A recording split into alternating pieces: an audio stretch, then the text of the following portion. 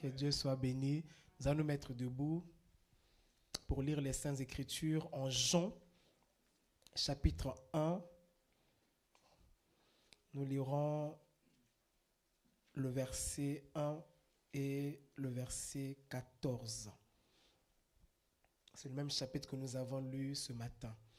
Avant de lire l'Écriture, parlons tout d'abord à son auteur, le Seigneur Jésus-Christ. Tendre Père céleste, combien nous sommes bénis par la révélation de la divinité. Et nous avons découvert ce matin, Seigneur, que la révélation de ces choses, c'est ce qui fait que nous puissions accomplir des grandes choses. Ô Seigneur, et nous avons compris que ce n'est pas l'étude des mots hébreux, des mots grecs qui nous feront comprendre la divinité, mais cela vient par la révélation. Alors, Père Céleste, pendant que nous lirons les Écritures, pendant que nous parlerons, Seigneur, traite avec chaque cœur et parle à chaque cœur afin de vivifier les Saintes Écritures en chacun de nous. Accorde-le, Seigneur, au nom de Jésus-Christ. Amen. Combien apprécie l'enseignement? Gloire à Dieu. Mais je n'ai pas vu vos mains.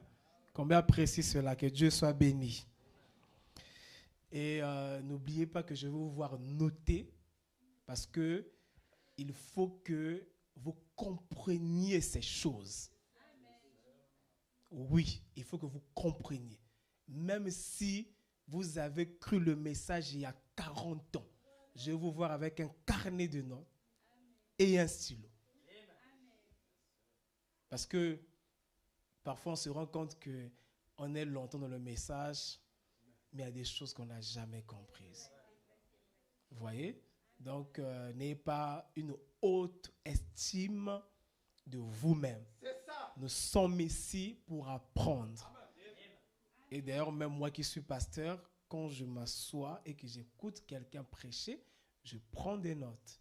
Ce n'est pas parce que je suis pasteur que je ne peux pas prendre des notes. Ça n'a rien à voir. Amen. Jean 1. Au commencement était la parole. Et la parole était avec Dieu. Et la parole était Dieu. Le verset 14 maintenant. Et la parole a été faite chair, et elle habitait parmi nous, pleine de grâce et de vérité. Et nous avons contemplé sa gloire, une gloire comme la gloire du Fils unique venu du Père. Que Dieu soit béni. Vous pouvez vous asseoir.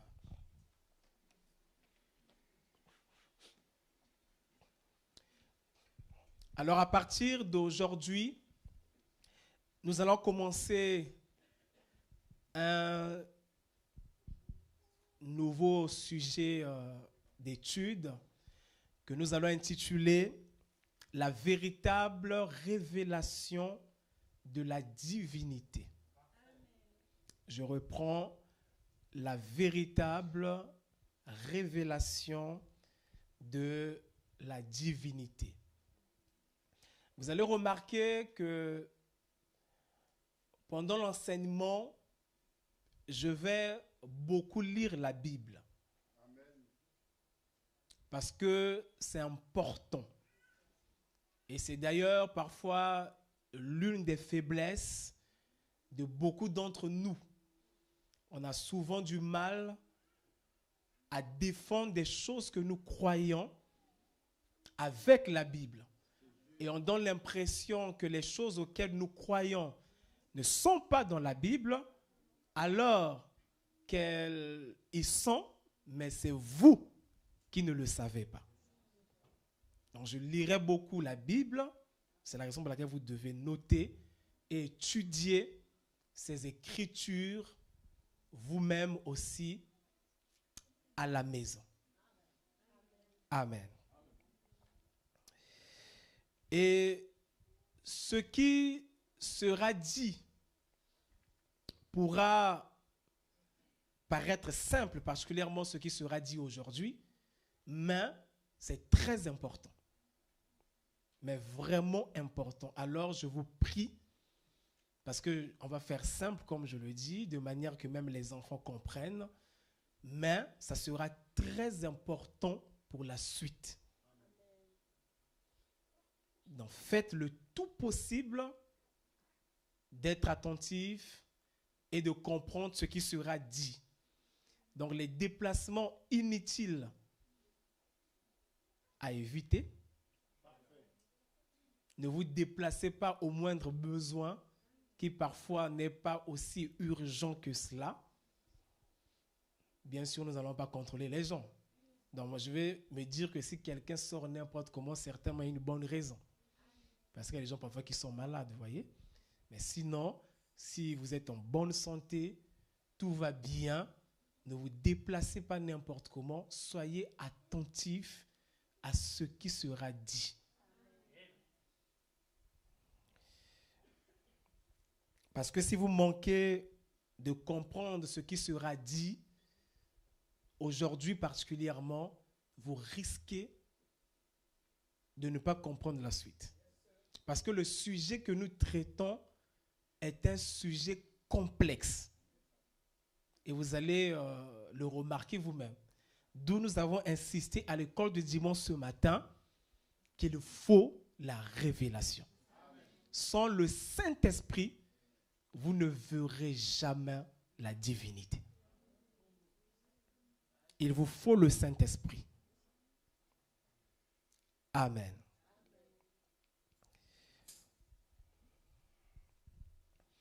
Je le disais il y a quelques instants, quand on parle de la divinité, beaucoup qui ont peut-être cru le message depuis longtemps peuvent penser que c'est un sujet qu'ils maîtrisent bien. Mais je peux le dire sans me tromper que c'est faux.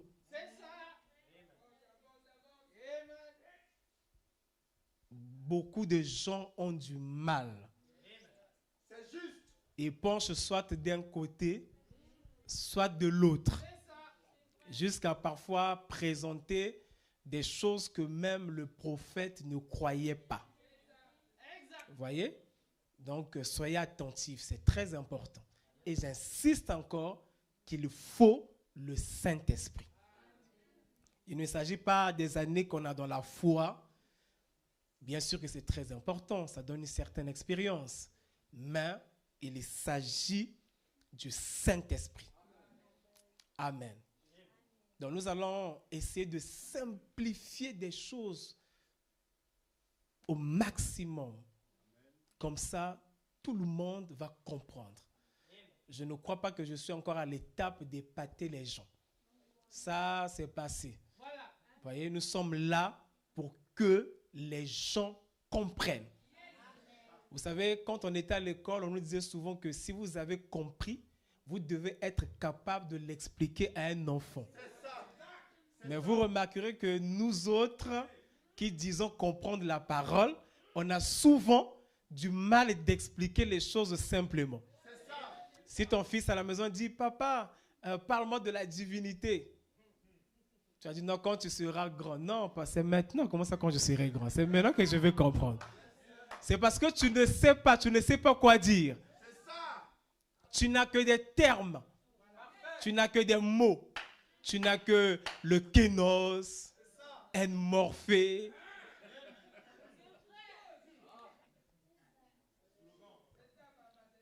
Mais que parfois tu ne maîtrises même pas. Tu n'as que la plénitude. Tu n'as que la colonne de feu. Tu n'as que ceci. Mais parfois tu ne le maîtrises pas. Et vous savez, quand vous ne comprenez pas bien quelque chose, le diable peut vous l'arracher facilement. La compréhension est aussi importante. Ça aussi, c'est la parole. Ouais, la parole, c'est ça. Hein. Parfois, on dit ceci, parfois, vous voyez, mais la compréhension est aussi importante. Vous devez comprendre. Gloire à Dieu. Nous avons déjà parlé de l'importance de la révélation de la divinité. Frère Méchac l'a fait le dimanche passé. Et ce matin, nous avons montré combien cela ne peut venir que par révélation. Donc, je vais gagner du temps parce que je veux vraiment le gagner pour parler le moins possible. Parce que si on donne aussi trop, ce n'est pas aussi bien. Vous voyez, on va essayer de... Mais c'est par la grâce de Dieu. Amen. Que Dieu nous aide. Amen. Alors, la question sur la divinité a été un sujet de débat important dans l'histoire de l'Église. Et ça sera mieux que nous revenions là-dessus lors d'une leçon de l'école du dimanche. Comme ça, on peut voir certains courants qui se sont développés dans l'histoire au sujet de la divinité du Seigneur Jésus-Christ et voir aussi les personnes qui défendaient tel ou tel autre courant et bien sûr voir aussi comment nous nous positionnons par rapport à tout ça. Donc, cette question a été un sujet de débat au cours de l'histoire de l'Église.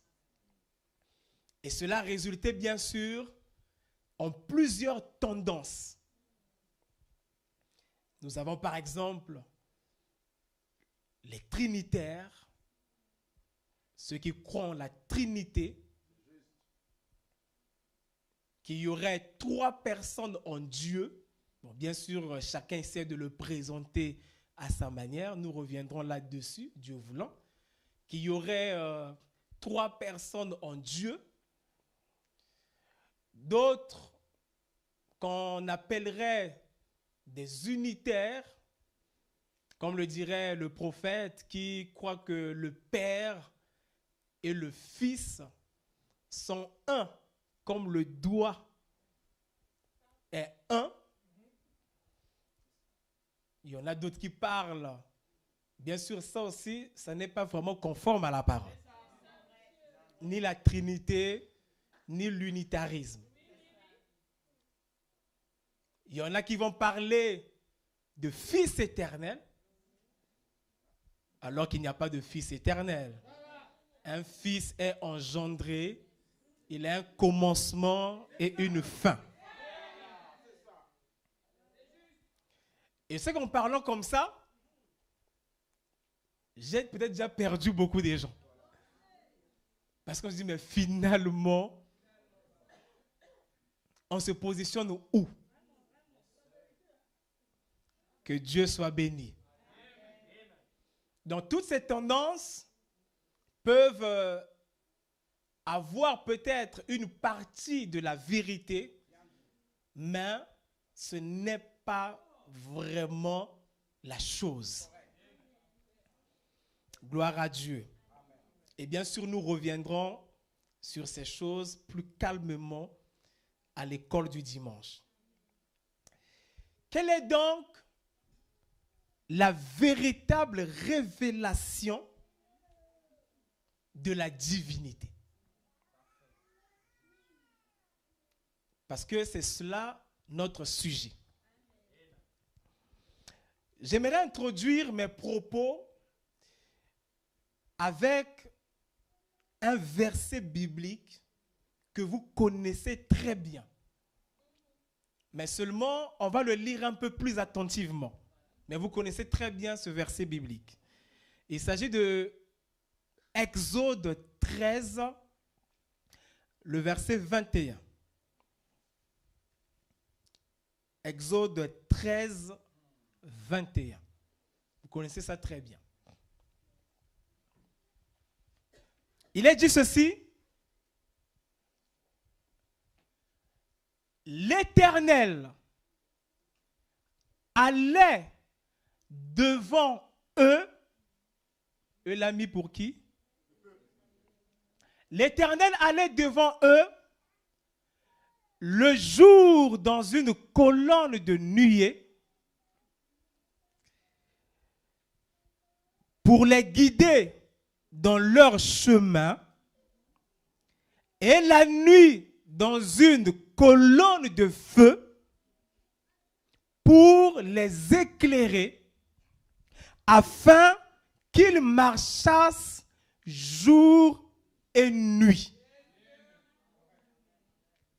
Je vais revenir là-dessus, mais je lis d'abord une autre. En Exode 14, 24. Je vais lire dans la version Martin. La Bible dit ceci.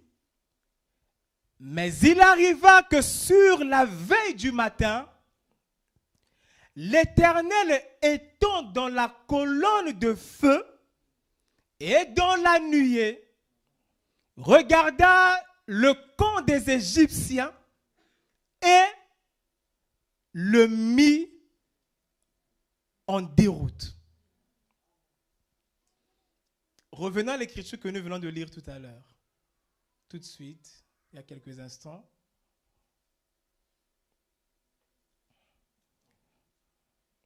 Il est dit ceci, donc Exode 13, 21. Je relis, suivez attentivement.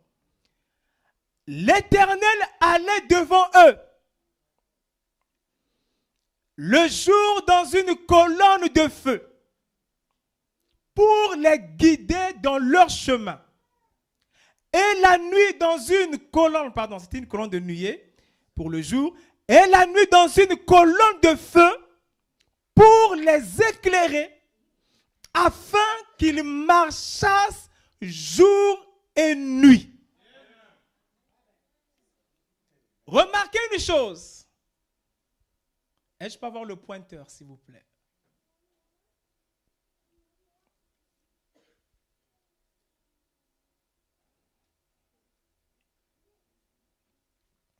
Merci. Remarquez une chose dans l'Écriture. On nous parle de l'Éternel. L'Éternel, il s'agit de lui bien sûr, n'est-ce pas? Qui allait devant le peuple. Et on dit que le jour, il était dans une colonne de nuée.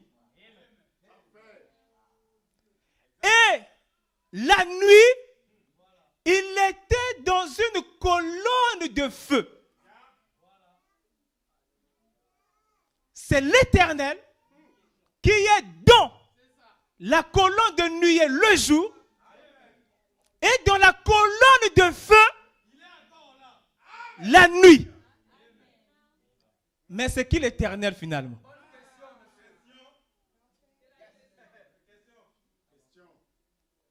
Parce qu'ici on ne nous dit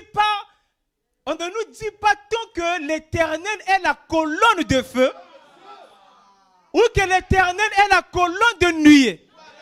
Mais qu'on nous dit plutôt que l'Éternel était dans la colonne de nuée et il était aussi dans la colonne de feu.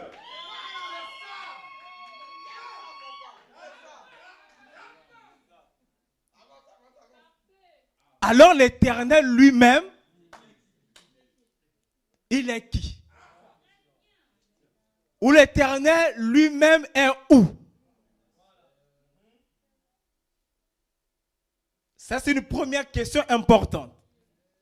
Et même là où nous avons lu en Exode 14, 24, il est dit, mais il arriva que sur la veille du matin, l'Éternel étant dans la colonne de feu et dans la nuée, regarda le camp des Égyptiens. Donc c'est l'Éternel qui regarde, mais il regarde à travers la colonne de feu ou à travers la colonne de nuée. Gloire à Dieu. Si on revient à l'écriture que nous avons lue encore une fois.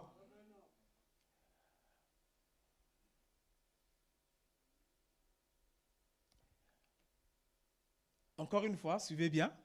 On parle de l'Éternel qui était dans la colonne de nuée et l'Éternel qui est dans la colonne de feu. Remarquez, c'est le même Éternel. On est bien d'accord, n'est-ce pas? Il ne s'agit pas d'un Éternel qui est dans la colonne de feu et d'un autre Éternel qui est dans la colonne de nuée. Mais c'est le même Éternel qui est dans la colonne de feu et dans la colonne de nuée. Et remarquez, on ne nous parle pas de l'Éternel, la colonne de feu, et de l'Éternel, la colonne de nuée. On est toujours ensemble? Il n'y a pas l'Éternel colonne de feu et l'Éternel colonne de nuée. Mais il n'y a qu'un seul Éternel qui est dans la colonne de feu et dans la colonne de nuée.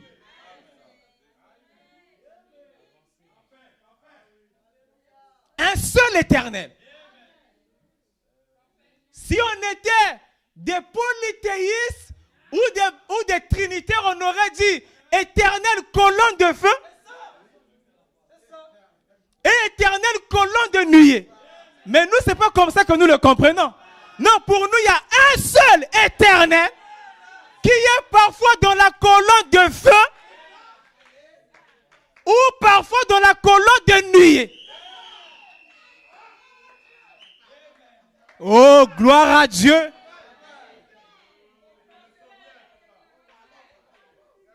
Donc c'est le même Éternel qui peut prendre la forme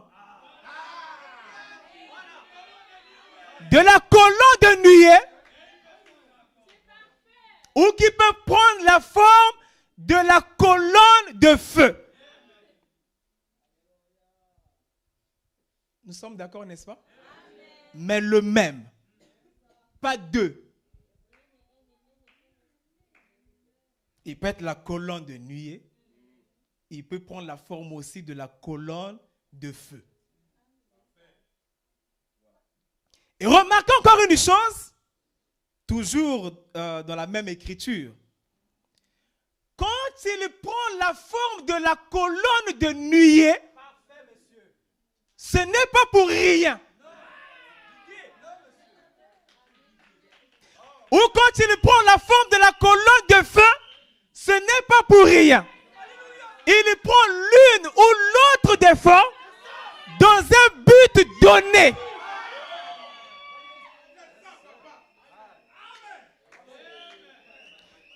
En réalité, l'Éternel, c'est lui qui est le guide. L'Éternel, c'est lui qui est la lumière. Mais pour se manifester en tant que guide, il prend la forme de la colonne de nuée.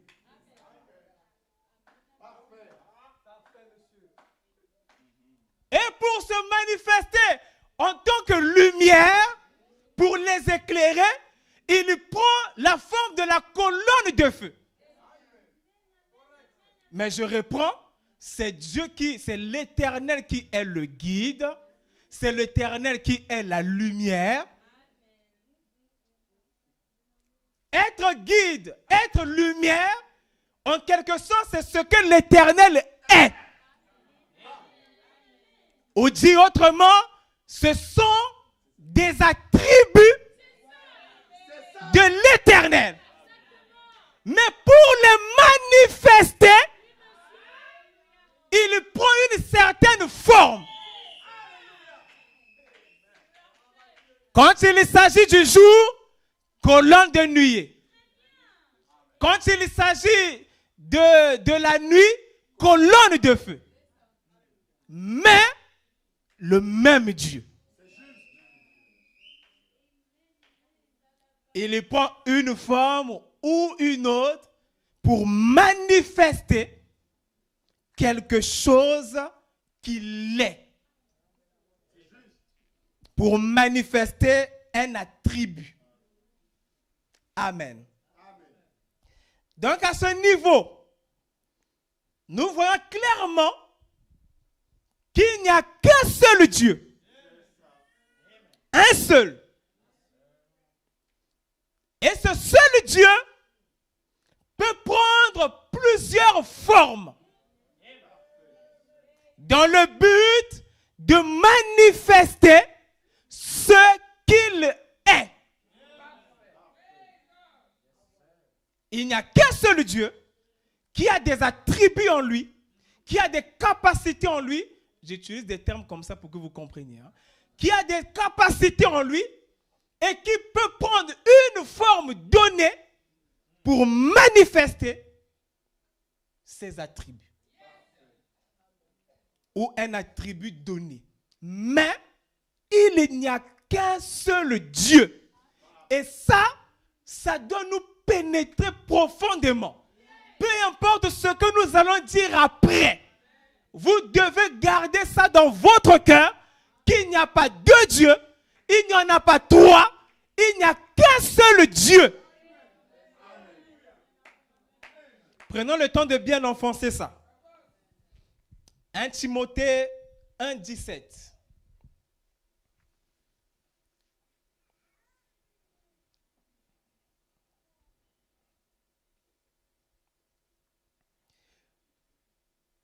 Il est dit ceci. Au roi des siècles, immortel, invisible, seul Dieu. C'est merveilleux là. Au roi des siècles, il est immortel, il est invisible, seul Dieu. Soit honneur et gloire au siècle des siècles. Amen.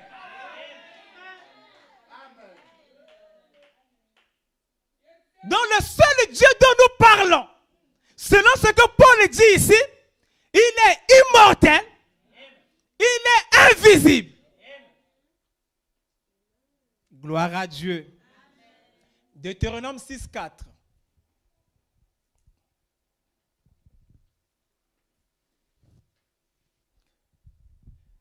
Écoute Israël, l'Éternel notre Dieu est le seul Seigneur.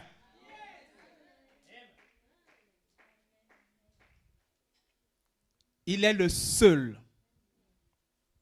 Gloire à Dieu. 1 Timothée 6, 15. 6, 16, pardon.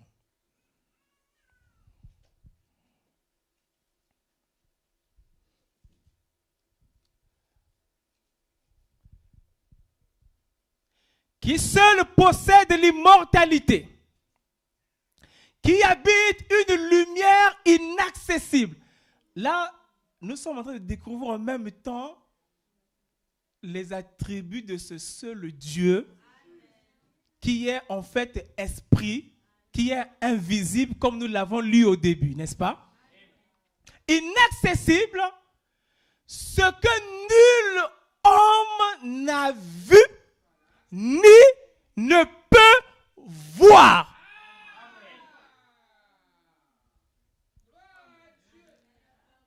À qui appartiennent l'honneur et la puissance éternelle. Amen.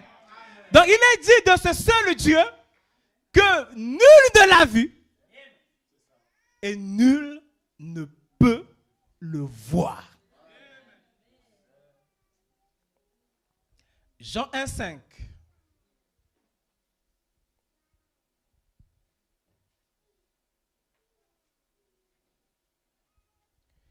Nous lisons ceci.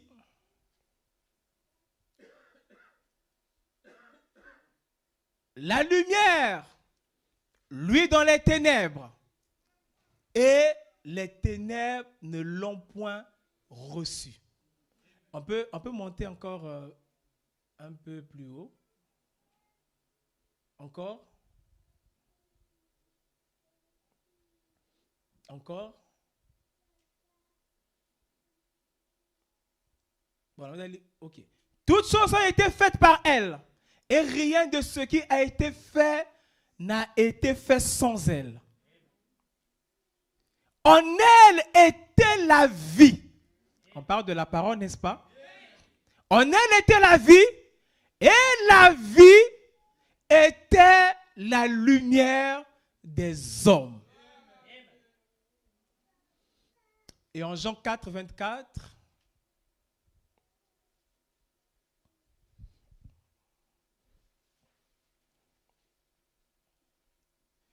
c'est Jésus qui parle à la femme samaritaine et va lui dire ceci. Dieu est esprit. Et il faut que ceux qui l'adorent en esprit et en vérité. Amen. Donc là, nous venons d'établir que le Dieu, le seul Dieu, il n'y a qu'un seul Dieu déjà pour commencer, un seul, et ce Dieu est esprit. Il est immortel. On ne peut pas le voir. Et ce Dieu a existé avant toute chose. Avant qu'il n'y ait quoi que ce soit. Dieu, qu'on appelle Elohim, celui qui existe par lui-même, existait déjà. Il est le Tout-Puissant. Celui qui peut tout. Même quand il fait quelque chose, il n'a pas besoin du conseil de quelqu'un. Il fait les choses selon le conseil de sa propre volonté. Avant que quoi que ce soit n'existe, il existait.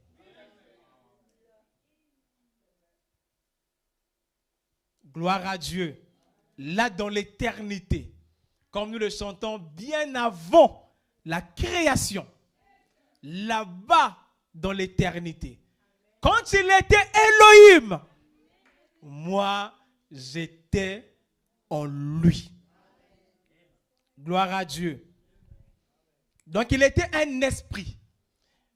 J'insiste là-dessus parce que souvent quand on parle de l'esprit, les gens ont du mal. Parce que c'est difficile à imaginer. Bon, je comprends, si vous ne pouvez même pas cerner votre propre esprit, ce n'est pas Dieu que vous allez cerner. Vous voyez? Nous sommes dans une chair et parfois les choses spirituelles nous dépassent. Vous voyez? Nous, c'est quand on parle du corps qu'on voit. Mais l'esprit, ce n'est pas comme un corps. L'esprit n'a pas besoin d'un espace confiné comme ici.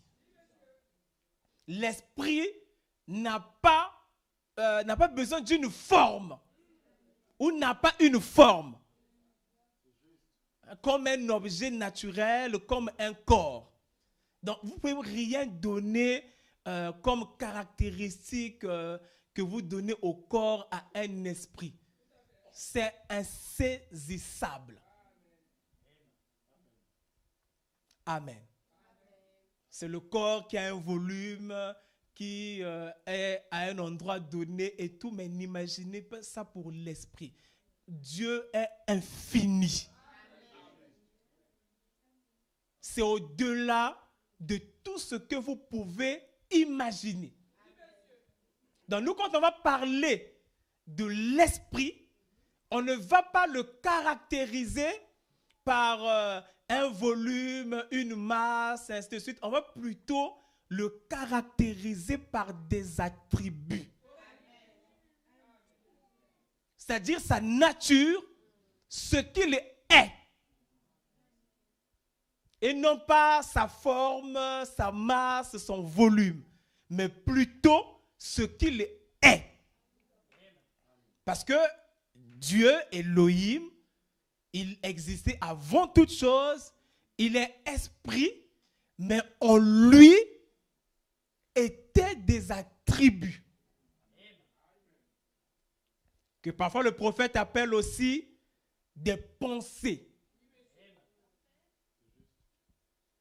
Et lui, Elohim, voulait manifester ses attributs ou voulait exprimer ses attributs. Vous êtes avec moi? Il a des attributs. On va donner des exemples tout à l'heure pour que vous compreniez. Il a des attributs, mais il veut les manifester. Et pour qu'il les manifeste, il faut qu'il prenne une forme. Ou ce que nous appelons souvent un masque. Comme il le fit avec la colonne de feu ou avec la colonne de nuée, pour manifester des attributs particuliers. Il doit prendre une forme, ou il doit prendre un masque pour pouvoir s'exprimer. Parce qu'un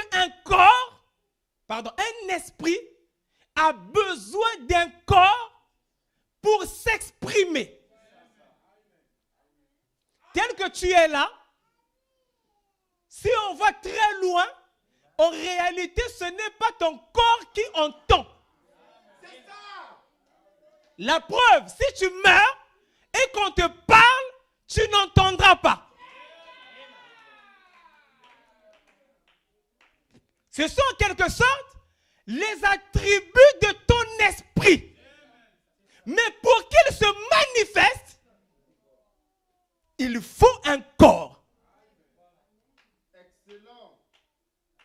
Ce qui fait que je peux parler, je peux entendre, mais si je restais juste esprit, je ne manifesterais pas certaines facultés que je manifeste maintenant.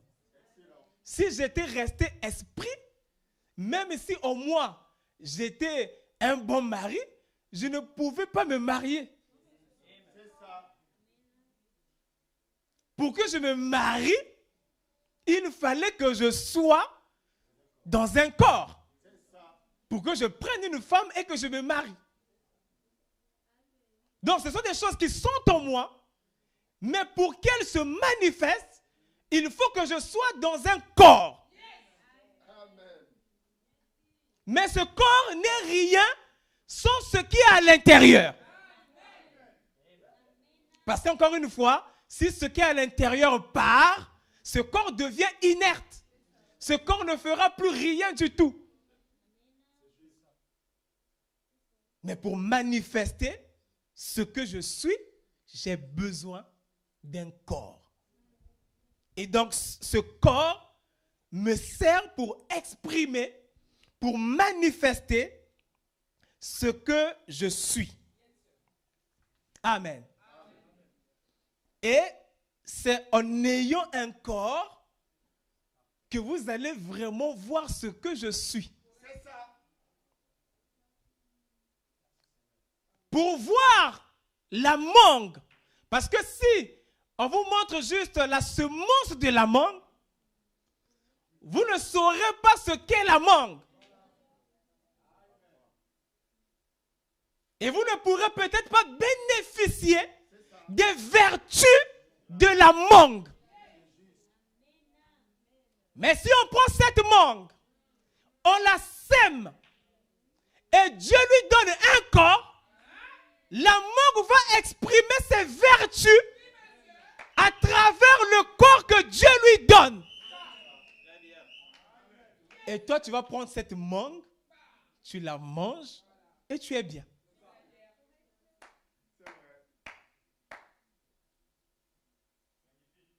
Mais tu ne vas pas manger les grains. Gloire à Dieu. Quand Dieu donne à la mangue un corps, alors la vie qui est dans la mangue se manifeste. Et quand tu manges cette mangue, tu dis, oh là là, je vois la mangue. Et même pour voir d'ailleurs la beauté de la mangue, ce qu'elle est, sa forme, ben, il faut qu'elle se manifeste. Gloire à Dieu. Paul va dire ceci en 1 Corinthiens 15, 35 à 39.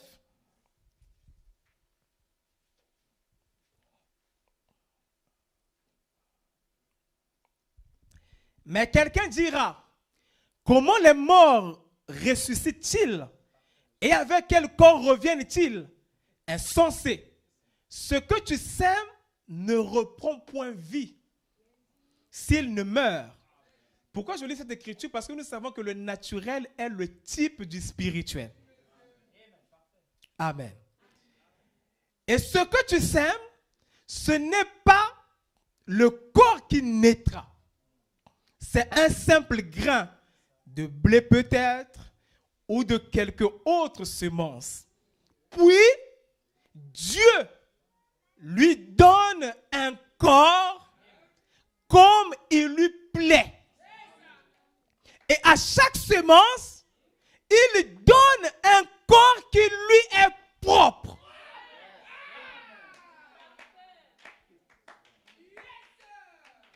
Chaque semence a son corps pour manifester en quelque sorte ce qu'elle est. Donc c'est Dieu qui donne à telle semence tel corps, à telle autre semence tel corps. Et quand nous voyons ce corps, nous disons voilà la banane, voilà la mangue. Il continue, toute chair n'est pas la même chair, mais autre est la chair des hommes. Si Dieu veut mettre l'esprit d'un homme, ou veut manifester l'esprit d'un homme, ça ne sera pas avec le corps de la banane. Parce que si on te donne comme corps la banane ne pourra pas manifester tes attributs comme il se doit. Ah, là encore, c'est important. Parce qu'il faut un corps qui te permet de manifester ce que tu es.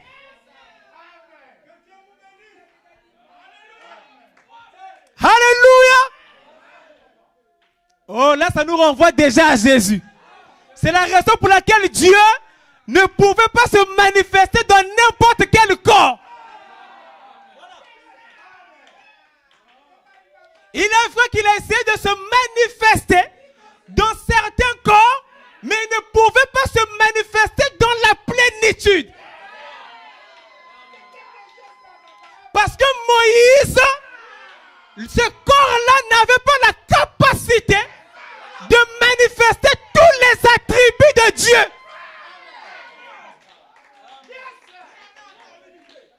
Gloire à Dieu. Mais Moïse aussi, c'était un Dieu. D'ailleurs, la Bible dit que ceux à qui la parole vient sont des dieux. Mais ils étaient limités. Il fallait un corps spécial qui pouvait exprimer toute la divinité. Alléluia. Oh, merci Seigneur.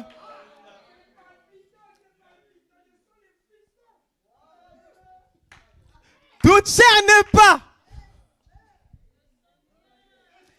la même chair, mais autre est la chair des hommes, autre celle des quadrupèdes, autre celle des oiseaux, autre celle des poissons. Gloire à Dieu. Donc toi, par exemple, pour te mettre dans n'importe quel corps, il faut ce corps-là que tu as pour manifester ce que tu es. Oh, ça nous servait quand on va parler de Jésus. Gloire à Dieu. Donc c'est ce que Dieu, Elohim, a fait. Il était esprit, mais il fallait qu'il se manifeste. Parce qu'après tout, lui, il voulait être comme l'un de nous. Et il a fait ça dans un processus. Nous reviendrons là tout à l'heure. Donc lui aussi voulait se manifester. Il voulait manifester ce qu'il était, ses attributs. Alors c'est ainsi qu'il a prononcé la parole.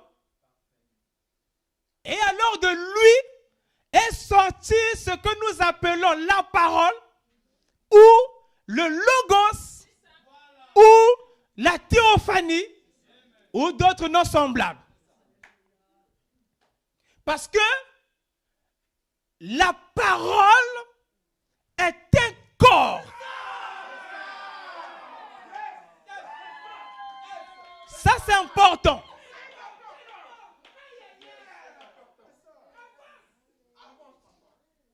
La parole est une pensée exprimée.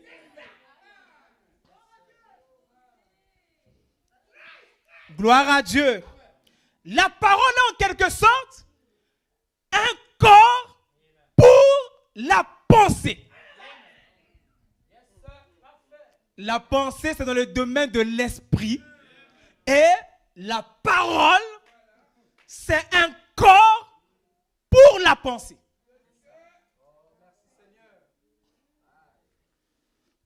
Gloire à Dieu. Là, je vais m'arrêter là un instant, parce que c'est très important. Imaginez, je suis en train de prêcher ici à la chair. Tel que je parle là, j'ai une pensée. Mais vous ne la connaissez pas. Vous ne la connaissez pas. Et tant que cette pensée que j'ai en ce moment reste dans ma pensée, reste dans l'état pensé, vous n'allez jamais la connaître. Cette pensée ne vous sera pas révélée. Je suis là avec ma pensée, vous me regardez, vous n'en savez rien du tout. N'est-ce pas? Oh, une personne ici sait à quoi je pense. À moins Dieu lui fasse grâce. Mais sinon, en temps normal, vous ne savez pas ce dont à quoi je pense. Et la chose est en moi. Et là, on va dire comme dans le domaine spirituel. Et tant que, je répète, je n'insiste pas pour rien, tant que je la garde comme ça en moi, vous n'allez rien connaître là-dessus. Pour que vous sachiez ce dont à quoi je pense, il faut que je donne un corps à ma pensée.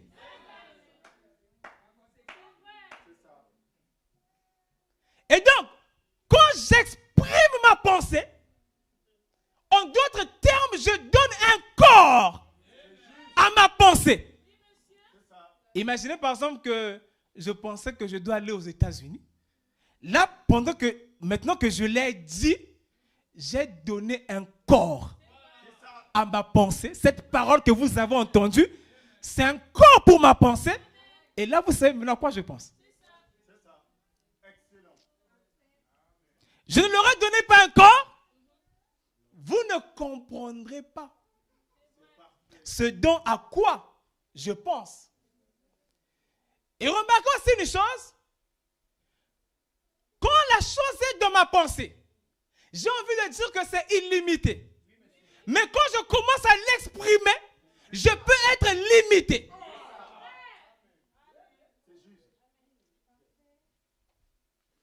Gloire à Dieu. Et je peux aussi ne pas exprimer complètement ma pensée. Vous me suivez? J'ai une pensée, je l'exprime, mais seulement je ne l'exprime pas correctement ou complètement.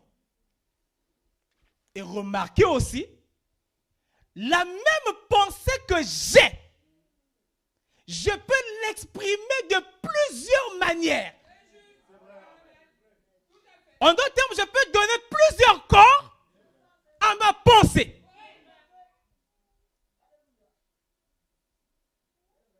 Et dans chaque corps que je donne à ma pensée, je peux choisir soit d'exprimer toute ma pensée ou d'exprimer une partie de ma pensée.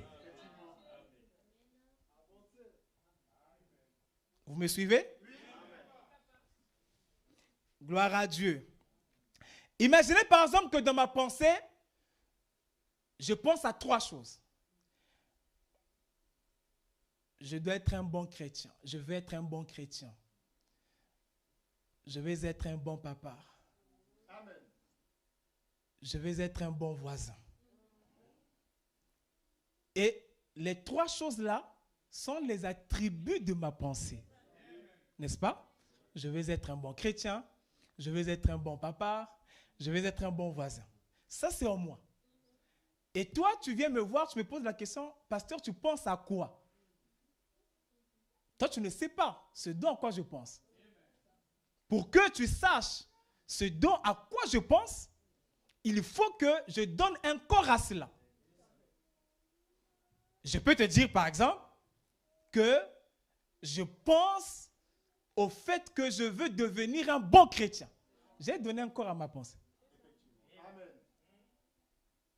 Et je peux m'arrêter là. Mais cette parole n'exprime pas tous les attributs de ma pensée. Il est vrai que je veux être un chrétien, mais je ne pensais pas qu'à ça.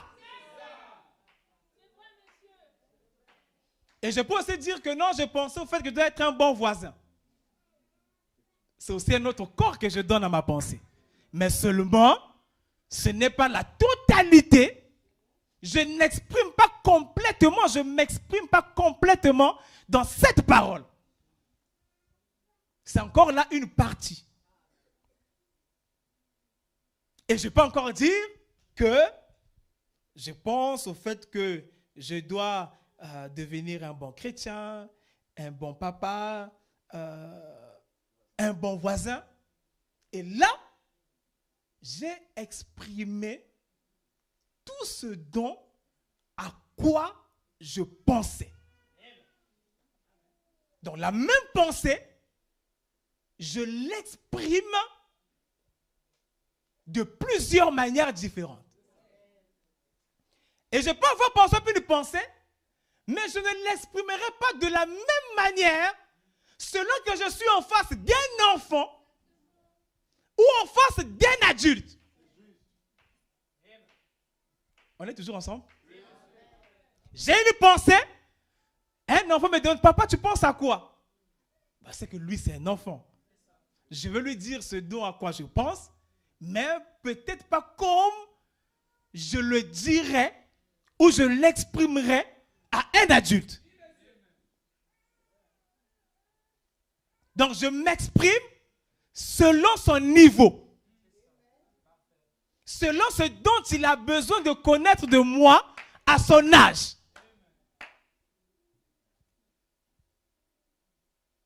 Mais quand je veux parler à quelqu'un d'autre, à ma femme, à mon père, à mon ami, je parlerai peut-être d'une autre manière.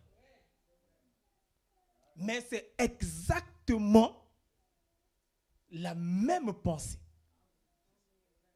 que je suis en train d'exprimer de la même manière. Gloire à Dieu. Donc, pour que vous connaissiez ma pensée, il faut que je m'exprime. Il faut que j'exprime cette pensée. Et remarquez d'ailleurs pendant que nous y sommes, si j'ai par exemple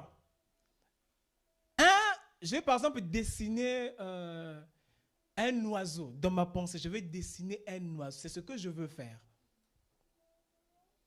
Je peux directement prendre un pinceau et le dessiner, cet oiseau, mais je peux aussi d'abord dire l'oiseau que je veux dessiner et après je le dessine. Si, pendant que je dessine, je n'ai pas d'abord parlé et que tu me vois dessiner, tu ne sauras pas ce que je suis en train de faire. Ou tu vas le savoir au fur et à mesure que je dessine. Mais si je parle d'abord, tu connais déjà ce que je veux faire. Donc quand je suis en train de dessiner, toi tu sais, avant même que je ne finisse, ce que je suis en train de faire. Donc le fait que je parle d'abord te donne une connaissance plus élevée de ce que je suis en train de faire. Gloire à Dieu. Retenez ça bien parce qu'on y reviendra un autre jour. Gloire à Dieu.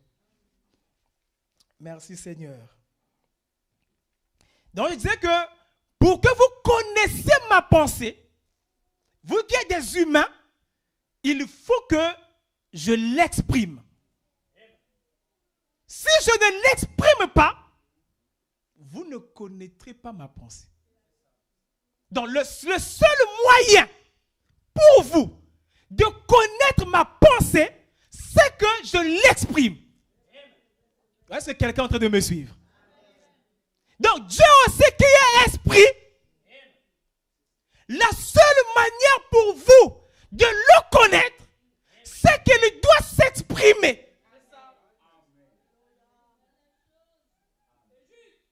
Je connais Dieu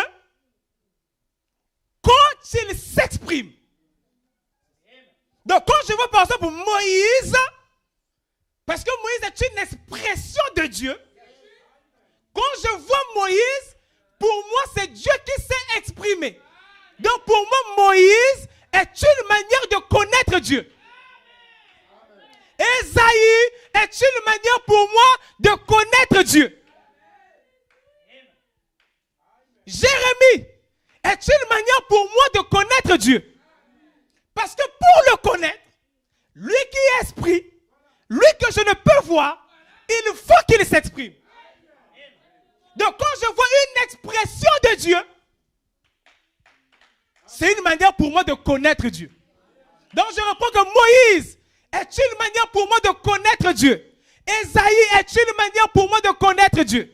Mais seulement par Moïse, je ne peux pas complètement connaître Dieu.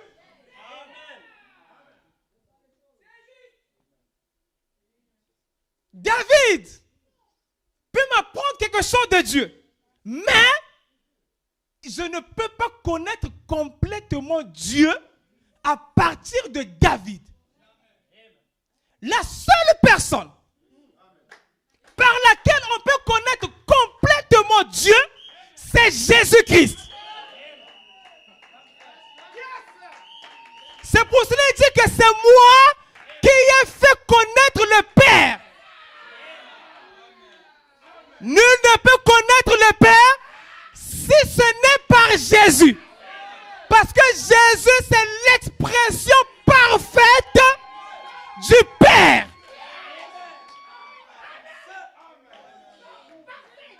Les autres ne sont qu'une partie. C'est pour cela qu'on les appelle des types. David exprimait une partie de ce que Christ devait exprimer.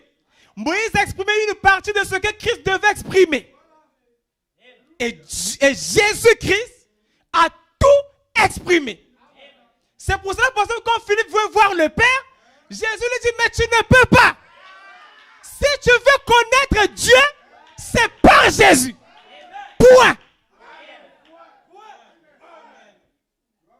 Il n'y a pas une autre manière.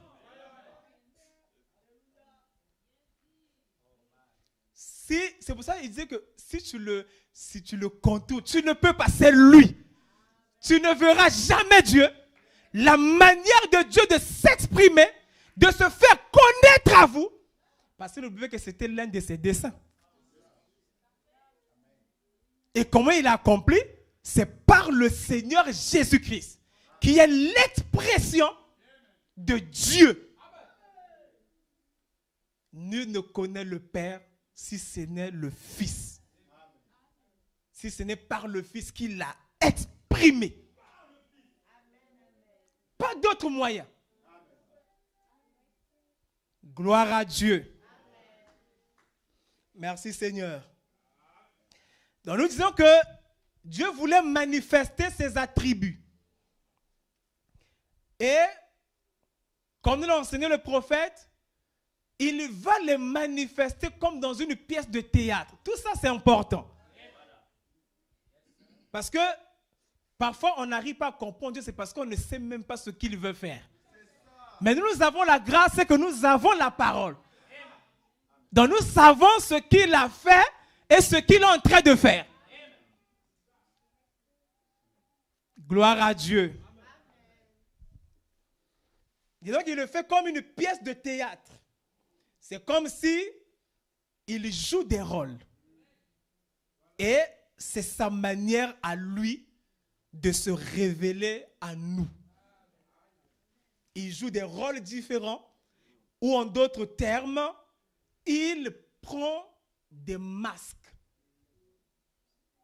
À un moment, il va se révéler à nous comme la colonne de feu. Et après, il enlève ce masque. Il se révèle à nous comme le Fils de l'homme. Après, il enlève ce masque. Mais le même Dieu. Parce que n'oubliez pas, il n'y a qu'un seul Dieu. Donc c'est sa manière à lui de se révéler à nous. Comme si il nous montrait certaines facettes de lui-même. Mais c'est la même personne. Par exemple, vous pouvez dire que vous me connaissez, mais vous ne me connaissez peut-être pas bien. Un jour, on va peut-être se retrouver ensemble. Je vais peut-être me mettre à faire un peu de l'humour. Je dis, oh mais pasteur, je ne connaissais pas cette facette de toi. Vous voyez, c'est toujours moi. Je n'ai pas changé.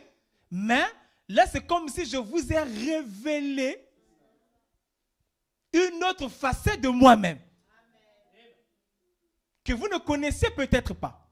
Et un autre jour, je vais encore me révéler à vous d'une certaine manière. Mais là encore, c'est toujours moi. Je ne change pas. Ce sont en fait juste des facettes de moi-même. Amen. Il y a une seule personne. Dans la colonne de feu, c'est Dieu. En Jésus-Christ, c'est toujours Dieu. Gloire à Dieu. Et nous allons peut-être voir à l'école, parce que là on n'aura pas assez de temps, des plusieurs formes qu'il a prises. Parce que vous allez lire dans l'Ancien Testament, Dieu apparaissait parfois aux gens. Et pour t'apparaître, il doit prendre une forme.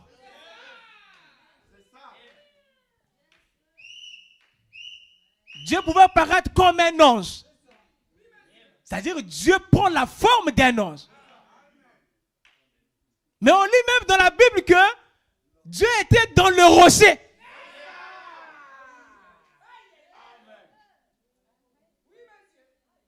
C'était Dieu. Jacob a combattu avec un homme. C'était Dieu, mais avec la forme d'un homme. Que dire de Melchisédek? Que dire d'Abraham qui a vu Dieu dans la chair humaine?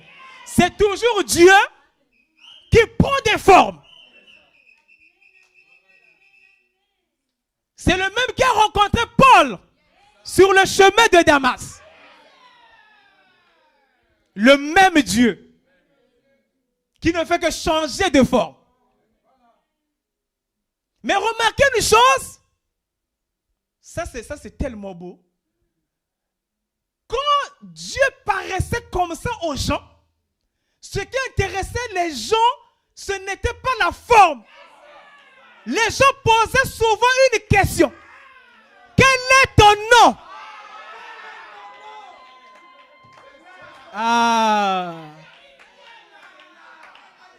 Parce que le problème, ce n'est pas la forme. Le problème, c'est l'identité de la personne qui est à l'intérieur. Même Paul a demandé, qui es-tu, Seigneur? Celui des juges, là, j'oublie son nom. Oh. Non, un autre. Oh, pardon? Manoach, merci. On veut connaître toujours. Qui es-tu? C'est important. Pas la forme, parce que demain, il peut apparaître dans une autre forme. Mais on doit suivre l'identité. Et ça, c'est important, parce qu'il est vrai que Dieu peut prendre plusieurs formes, mais il ne change pas dans sa nature. Donc, nous, pour juger si c'est Dieu ou pas, nous n'allons pas juger par rapport à quelque chose qui change. Alors, est-ce qu'on est ensemble là? Bon, je pense que les matheux connaissent ça très bien. Quand on veut positionner quelque chose, on doit positionner par rapport à quelque chose qui ne bouge pas. Parce que si je juge Dieu par rapport à la forme, mais demain ça peut être une autre forme. Après il peut descendre sur Jésus sous la forme d'une colombe. Après on peut le voir dans l'Apocalypse sous la forme d'un agneau.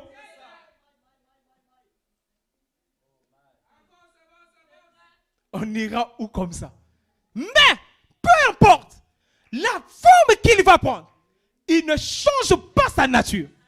Donc nous, s'il y a quelque chose qu'on doit surveiller pour savoir si c'est Dieu ou pas, c'est sa nature. Parce que Dieu peut prendre même la forme d'un frère que tu n'aimes pas. Ou de quelqu'un qui n'est peut-être pas propre. Mais comment on va savoir que c'est Dieu? Parce que Satan, c'est un pervertisseur. Lui, il va te prendre des choses qui frappent à l'œil. C'est pour ça que même quand tu as une visitation, dit-on, de Dieu, tu ne dois pas te fier. Non, j'ai vu la lumière, la manière que j'ai vu la lumière, elle était belle. Ça, c'est Dieu. Non. C'est plutôt la nature.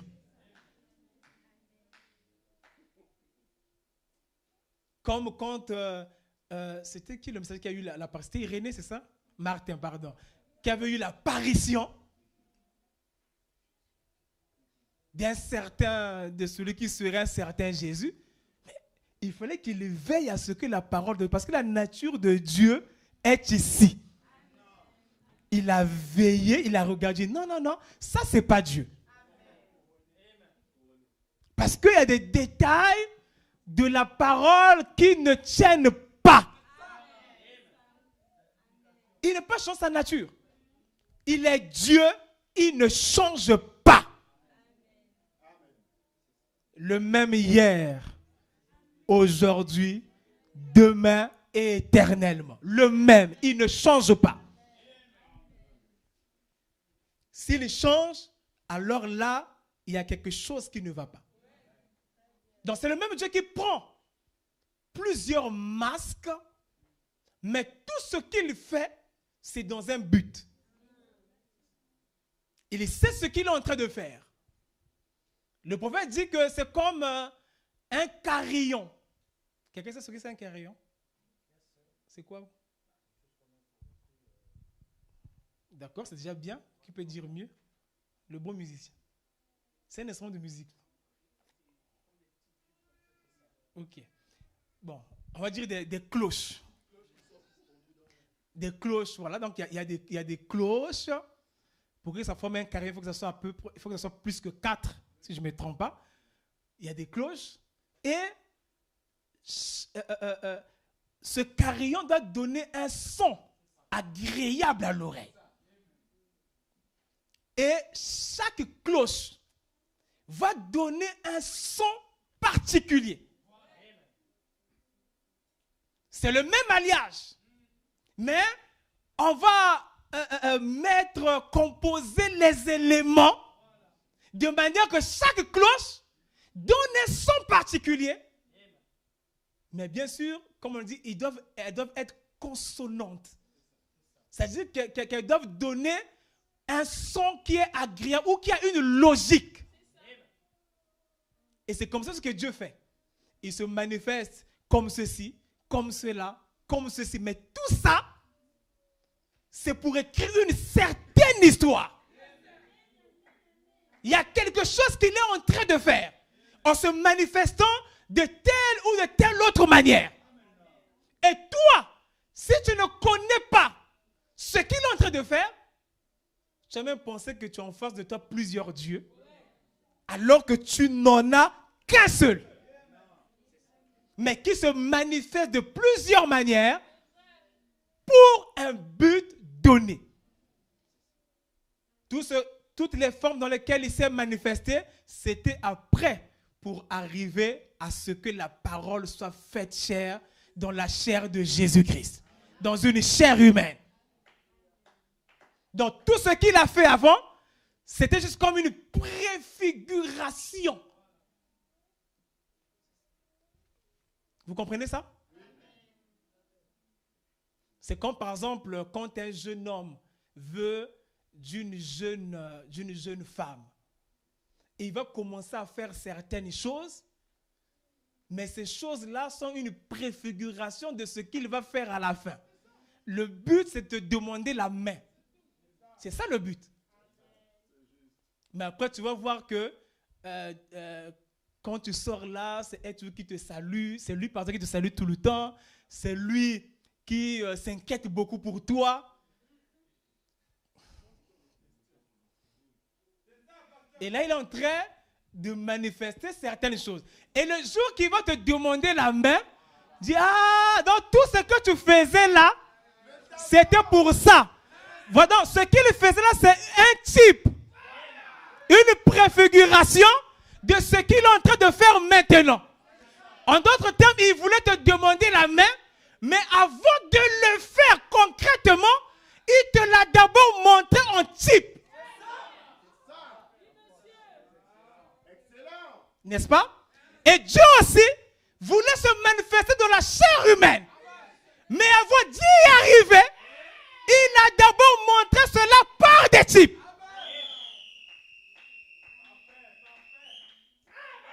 Et quand il se fait chair, voilà la chose. Et c'est comme ça souvent que Dieu fait. Quand il veut faire quelque chose, il le montre d'abord dans le type. Vous allez remarquer que David a typifié Jésus. Il a même crié, mon Dieu, pourquoi m'as-tu abandonné? Il était le roi rejeté. Tout ça là, ce qui intéresse Dieu, ce n'est pas David. C'est Christ. C'est comme par exemple, si la sœur à laquelle je m'intéresse vit avec toi, quand je viens vous rendre visite, ce n'est pas à toi que je viens rendre visite.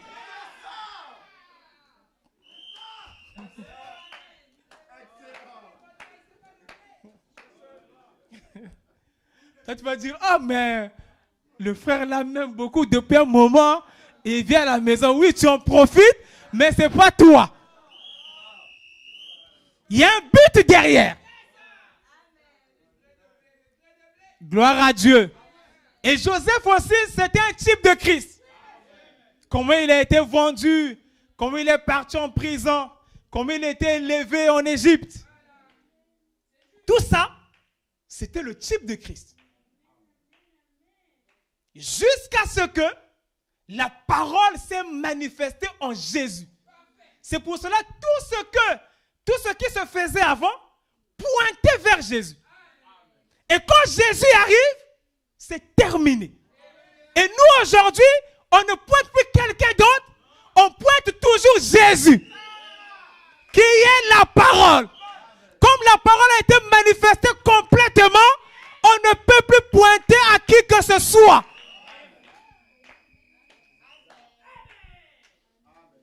Gloire à Dieu. Donc voilà ce qu'il fait. Il se manifeste de plusieurs manières, mais il ne change pas sa nature. Sa nature reste toujours la même. Et vous remarquerez d'ailleurs que dans la nature, c'est comme ça que les choses se passent aussi. Je vais vous lire d'ailleurs ce que le prophète dit. Dans Dieu dévoilé, paragraphe 48, il dit par exemple, moi, je suis passé de Marie quand mon enfant est né. Vous voyez? Je suis passé je suis passé de Marie quand mon enfant est né, je deviens père. Il était déjà père, mais quand son enfant naît, c'est là qu'il devient père. Vraiment. Il est déjà père. En lui, il y avait déjà la tribu de père. Mais quand l'enfant naît, il devient père. Et quand il s'est marié, il devient mari. Un mari. Il dit, quand mon petit-fils est né, je suis grand-père. Remarquez, c'est toujours la même personne qui était célibataire, marié, père, grand-père.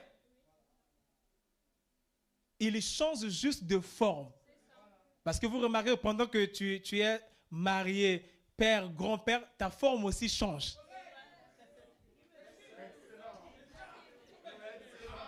Mais tu restes la même personne. Tu as une identité.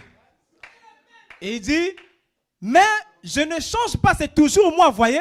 C'est comme ça pour Dieu. J'ai seulement changé de, voyez-vous, on ne change que de forme. Voyez? Remarquez, et la nature opère le changement. On passe d'un jeune homme à un homme d'âge mûr, à un vieil homme. Et vous y êtes, voyez-vous, on ne change que de forme. Maintenant, vous ne pourriez pas dire qu'un jeune homme ici de 16 ans, dire qu'il est grand-père. Il ne peut pas l'être. Ah.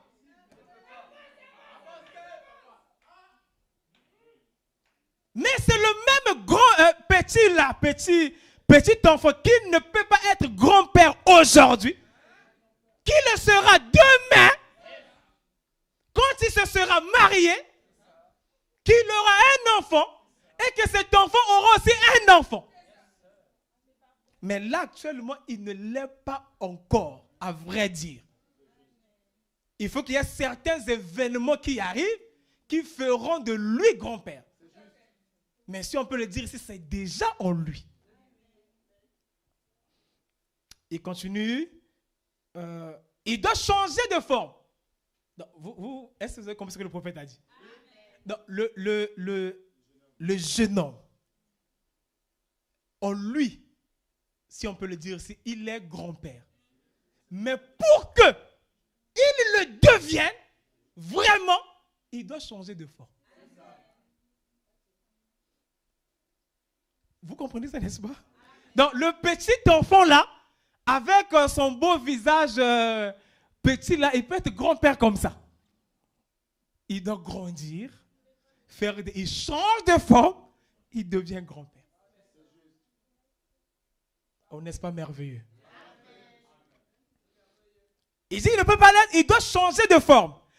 Quelques années opèrent le changement. Et puis, il devient grand-papa. Voyez-vous ce que je veux dire? Mais c'est la même personne tout le temps. La même personne. Dieu tout le temps. C'est de cette manière qu'il se révèle à son peuple. En faisant comme ça. Remarquez, tout au long de l'âge de la colonne de feu, il s'est révélé à son peuple. Dans l'âge de Jésus, il s'est révélé à son peuple. Dans l'âge du Saint-Esprit, comme fils de Dieu, fils de David, c'est toujours de cette façon qu'il se révèle à son peuple, en amenant les gens à le connaître. Il est voilé derrière chaque chose, remarquez, de la même manière ou avec la même nature. Et vous remarquerez que c'est vrai qu'on parle du même Dieu qui change de forme, mais c'est important de savoir comment Dieu est en train d'opérer dans l'âge dans lequel nous sommes.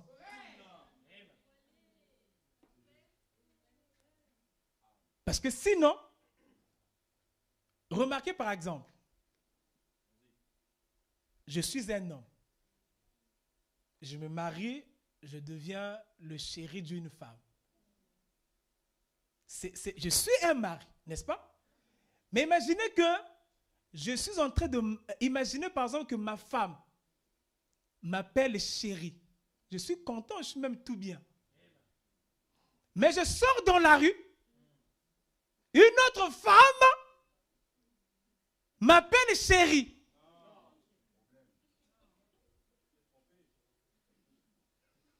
Mais je vais même me fâcher. Mais je me fâche pourquoi? Est-ce parce que je ne suis pas un chéri? Non, je suis un chéri, mais je ne suis pas... Elle n'a pas de droit sur moi en tant que chéri. Il fallait qu'il m'appelle monsieur. Parce que pour lui, je suis un monsieur. Mais il m'appelle autrement. Comme elle n'a pas de droit comme ça envers moi, ça ne passe pas. Mais je le suis. Mais pas pour elle. Et vous comprenez maintenant l'histoire avec la femme syro-phénicienne maintenant. Et toi aujourd'hui, tu connais comment Dieu s'est manifesté? Gloire à Dieu. C'est important de le savoir. Et la manière que Dieu se manifeste pour nous, ça indique des choses. Par exemple, quand Dieu se manifeste en tant que colonne de feu, pour nous, ça veut dire quelque chose. Parce que nous savons que c'est un manifestant de colonne de feu au temps de Moïse, qui a écrit l'Ancien Testament. Au temps de Paul, qui a écrit le Nouveau Testament. Et si on se tend de la fin, nous voyons encore la colonne de feu revenir. Pour nous, ça veut dire quelque chose. C'est pour cela, le fait que ce message soit accompagné de la colonne de feu prouve que le message est vrai.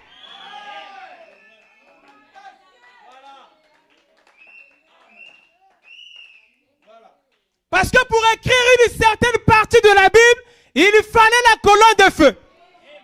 Pour écrire une autre, il fallait la colonne de feu.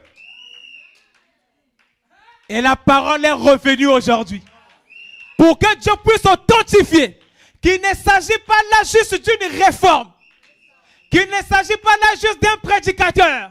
Mais qu'il s'agit de la parole entière. Alors il la confirme avec la colonne de feu.